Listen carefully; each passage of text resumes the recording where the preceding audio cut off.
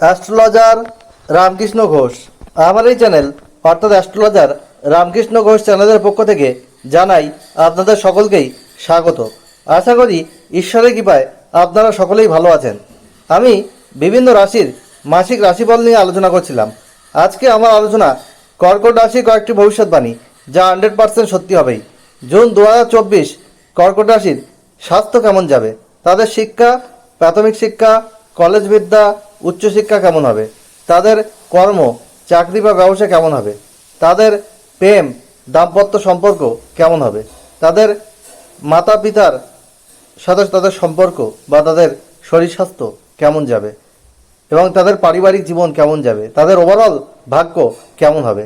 আপনারা জানেন কর্কট রাশির শনির ঢাইয়া চলছে, অর্থাৎ কর্কট রাশি সাপেক্ষে কর্কট রাশির সপ্তম অষ্টমপতি অষ্টমে স্বক্ষেত্রে অবস্থান করছে। রাশির অষ্টমে শনি, অর্থাৎ শনির ঢাইয়া চলছে। এই ঢাইয়ার প্রভাব থেকে মুক্তি পেতে আপনাদের কি করতে হবে এই ভিডিও শেষে আমি আলোচনা করব। আপনাদের কাছে অনুরোধ, আপনারা ভিডিওটি কেটে কেটে দেখবেন না, পরিপূর্ণভাবে দেখবেন, তাহলে সম্পূর্ণ আলোচনা পাবেন। আদারওয়াইজ কিন্তু সম্পূর্ণ আলোচনা পাবেন না। আর আপনাদের আর্থিক ভাগ্য কেমন হবে, ব্যয় কেমন হবে, সব নিয়েই আমি আলোচনা করব। এই কর্কট রাশি হচ্ছে কালপুরুষের চতুর্থ রাশি, আর এই রাশির অধিপতি চন্দ্র হওয়ার জন্যে এরা কিন্তু প্রচণ্ড চঞ্চল, অস্থির, কল্পনাপ্রবণ, খামখেয়ালি হয় এবং সহজ সরল মনের হয়। ওপর থেকে এদের গম্ভীর দেখালেও কাকড়া তার ওপরটা যেমন শক্ত, ভিতরে মাংসলো অংশ থাকে, এদের মধ্যেও কিন্তু তেমন দেখা যায়। আর এটি জলরাশি, জলের মতো এদেরকে একদিকে চলে যেতে দেখা যায়। এরা অত্যন্ত চঞ্চল, অস্থির মনের হয়। যাই হোক, এই কর্কট রাশির মধ্যে তিনটে নক্ষত্র থাকে। একটা হচ্ছে শনির নক্ষত্র, বৃহস্পতির নক্ষত্র, আর একটা বুধের নক্ষত্র। এই কর্কট রাশির গোচর আমি জুন 2024 সাপেক্ষে বলছি। কর্কট রাশির সপ্তম অষ্টমপতি শনি কিন্তু অষ্টমে অবস্থান করছে, শনির ঢাইয়া চলছে। এই শনি 29শে জুন বক্রী হবে। আর কর্কট রাশির একাদশে একাধিক গ্রহ অবস্থান করছে। বৃহস্পতি, রবি এদের দ্বিতীয় পতি, আর এদের নবমপতি বৃহস্পতি, বুধ, শুক্র অবস্থান করছে। 11 এবং 12 জুন শুক্র ও বুধ যথাক্রমে এদের রাশির দ্বাদশে কিন্তু গোচর করবে, অর্থাৎ মিথুন রাশিতে গোচর করবে। আর 15 জুনের পর রবি কিন্তু দ্বাদশে গোচর করবে। যাই হোক, এদের কর্কট রাশির চন্দ্র তো এক একটি রাশিতে 2.5 দিন অবস্থান করে, খুব দ্রুতগামী প্ল্যানেট, যার জন্য এদের মন খুব অস্থির চঞ্চল টাইপের হয়। আর এরা, এই চন্দ্র হচ্ছে মাতৃকারক গ্রহ, এরা খুব মাতৃসুলভ হয়। আমি এবার যাচ্ছি স্বাস্থ্য। হেলথ ইজ ওয়েলথ, অর্থাৎ স্বাস্থ্যই সম্পদ। স্বাস্থ্য যদি ভালো না থাকে, আমি বারবার বলি, কোনো কিছুতেই কনসেন্ট্রেট করা যায় না, সাকসেস রেট অনেকটা কমে যায়। এই কর্কট রাশির কিন্তু স্বাস্থ্য এই জুন 2024 মোটামুটিভাবে ভালো যাবে। তবে কোমর থেকে পায়ের পাতায় পেন, ব্যাক পেন, অস্থি রোগ, চোট আঘাত, শিরা ও উপশিরা সংক্রান্ত কোনো সমস্যা, টেনশন, অ্যাংজাইটি, আপনাদের পেটের কিছু সমস্যা দেখা যেতে পারে। কারণ আপনাদের রাশির নবমে কিন্তু রাহু অবস্থান করছে, তৃতীয় কেতু অবস্থান করছে। সুতরাং যেটা দেখা যাবে, আপনাদের পিতার স্বাস্থ্যের ব্যাপারে, পিতার যে নবমপতি অধিপতি, পিতার অধিকারক গ্রহ বৃহস্পতি, সে একাদশে থাকলেও নবমে কিন্তু রাহু বসে আছে, যার জন্য আপনাদের পিতার স্বাস্থ্য নিয়ে একটু সমস্যা আসতে পারে। সে বিষয়ে আপনাদের একটু খেয়াল রাখতে হবে, যদিও বড় কিছু হওয়ার সম্ভাবনা নেই। আর্থিক বিষয়ে আসি। 15 জুন পর্যন্ত আপনাদের দ্বিতীয় পতি কিন্তু একাদশে থাকছে, আপনাদের আর্থিক রোজগার ভালোই হবে। কিন্তু 15 জুনের পর রবি যখন দ্বাদশে যাচ্ছে, তখন কিন্তু আপনাদের ব্যয় খুব বেশি হবে। আর আপনাদের চতুর্থ পতি শুক্র, সেও কিন্তু 11 জুনের পর সে কিন্তু দ্বাদশে যাচ্ছে, তখন আপনাদের পারিবারিক জায়গা থেকে কিছু সমস্যা। 11 জুনের আগে আপনারা জমি জায়গা সংক্রান্ত কোনো কিছু করতে পারেন, জমি জায়গা কিনতে পারেন, প্রপার্টি কিনতে পারেন, গাড়ি কিনতে পারেন, সেই যোগাযোগ কিন্তু আছে। এবং আপনাদের মায়ের জায়গাটাও ভালো থাকছে। এই 11 জুনের পর, অর্থাৎ মাসের দ্বিতীয়ার্ধে, মায়ের জায়গা খারাপ বা মায়ের সাথে কিছু মনোমালিন্য কিন্তু হতে পারে, সেই রকম যোগ কিন্তু দেখা যাচ্ছে। এরপরে আমরা আসি বিদ্যা। আপনাদের চতুর্থপতি শুক্র মাসের দ্বিতীয়ার্ধে, অর্থাৎ 11 তারিখের পর থেকে আপনাদের দ্বাদশে গোচর করছে, তখন বিদ্যায় কিন্তু আরও মনোযোগ বাড়াতে হবে। না তো বিদ্যার জায়গায় কিছু কিন্তু আপনাদের কনসেন্ট্রেশনের কিছু অভাব দেখা যাচ্ছে। এমনিতে আপনাদের শনির ঢাইয়া চলছে, পরিশ্রম বাড়াতে হবে। যদি আপনাদের অশুভ গ্রহের দশা চলে বা শনি জন্মগতভাবে যদি আপনার রাশিচক্রে খারাপ থাকে, তাহলে আপনাদের অনেক পরিশ্রম করতে হবে, সেই অনুপাতে আপনাদের ফল হবে না। আর 11ই জুনের পর আপনাদের চৌদ্দপতিও দ্বাদশে চলে যাচ্ছে, তখন বিদ্যার জায়গায় আপনাদের মনোযোগ কমে যেতে পারে, সেই রকম একটা যোগ দেখাচ্ছে। আপনাদের একটু বিদ্যার প্রতি সাবধান থাকতে হবে, মনোসংযোগ বাড়াতে হবে। আর আপনাদের পঞ্চমপতি মঙ্গল, সে কিন্তু দশমে স্বক্ষেত্রে অবস্থান করছে। কলেজ বিদ্যার ক্ষেত্রে কিন্তু ভালোই দেখা যাচ্ছে, এবং আপনারা এডুকেশন রিলেটেড আপনাদের যে ইচ্ছা আছে, যেখানে আপনারা ভর্তি হতে চান কলেজে, আপনাদের মনোভূত জায়গায় আপনারা ভর্তি হতে পারবেন এই জুন মাসে, এটা আশা করা যাচ্ছে। যারা যে সাবজেক্ট নিয়ে পড়তে চাইছেন সেই সাবজেক্টে আপনারা পেতে পারেন, বা ভালো কলেজ যেটা চুজ করতে চাইছেন সেই জায়গায় আপনাদের যোগাযোগ তৈরি হতে পারে। কারণ ভাগ্যের পূর্ণ সাপোর্ট কিন্তু পাবেন, কারণ বৃহস্পতি নবমপতি আপনাদের কিন্তু রাশির একাদশে রয়েছে। তবে উচ্চশিক্ষার ক্ষেত্রে যারা পোস্ট গ্র্যাজুয়েশন করছেন, MA MSc MTech MBA যারা করতে চাইছেন, তাদের ক্ষেত্রে নবমে রাহু থাকার জন্যে যোগাযোগে বা কমিউনিকেশনে একটু সমস্যা তৈরি হতে পারে। তৃতীয় কেতুর অবস্থান, সেক্ষেত্রে যোগাযোগে কিছু বাধা, কমিউনিকেশনের অভাব, এইসব কিন্তু দেখা যেতে পারে। বিদ্যার ক্ষেত্রে কিছু অসুবিধা সেক্ষেত্রে দেখা যাবে। আপনারা হয়তো বিদেশে পড়াশুনো করতে চাইছেন, সেই জায়গাটায় কিছু বাধা আসলো ইনিশিয়ালি, কিন্তু নবপতি যেহেতু আপনাদের একাদশে রয়েছে, সেই ইচ্ছাটা হয়তো লাস্টে ফুলফিল হলো, কিন্তু বাধার মধ্যে দিয়ে আপনাদের ভালো হলো।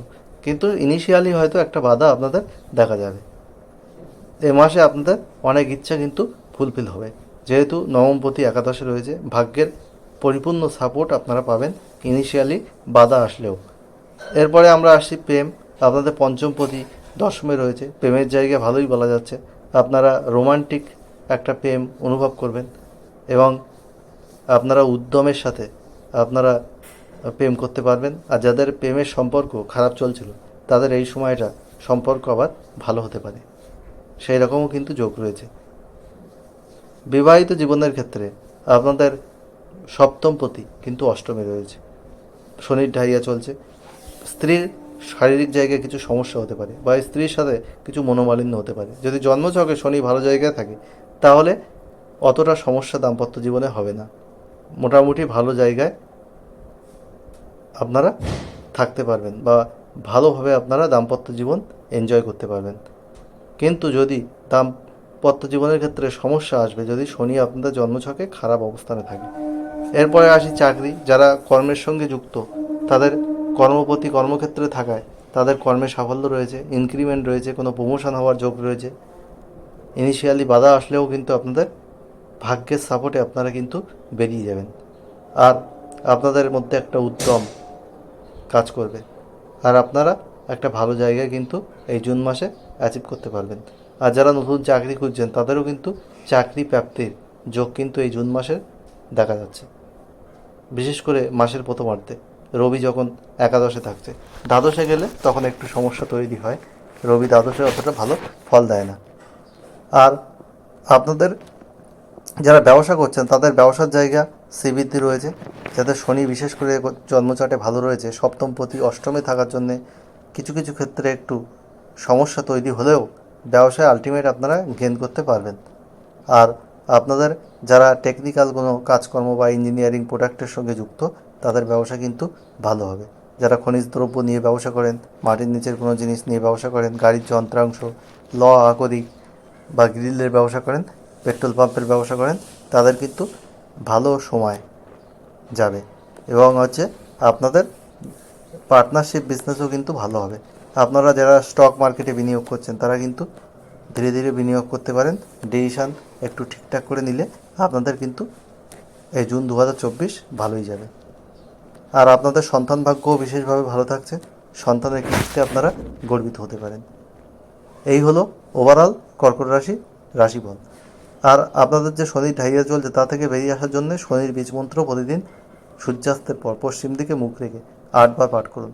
ওং প্রাম প্রিম প্রোম স শনিশ্চরায় নমঃ। আর শনি মন্দিরে মাসে একবার নীল অপরাজিতা ফুলের মালা দান করুন।